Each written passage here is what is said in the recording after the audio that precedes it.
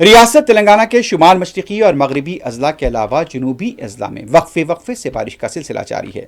शुमाली तेलंगाना में आने वाले 3 ता 4 घंटों में शदीद बारिश की पेशकयासी की गई है। मशरक़ी और दूसरे इलाकों में मोतदल बारिश की पेशकयासी है।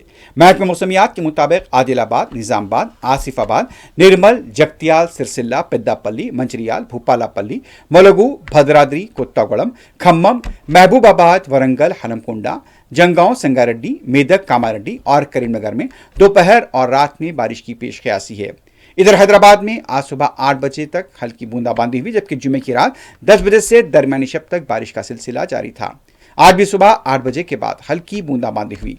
दोपहर या रात में हैदराबाद में फिर से बारिश की पेशकयासी की गई है।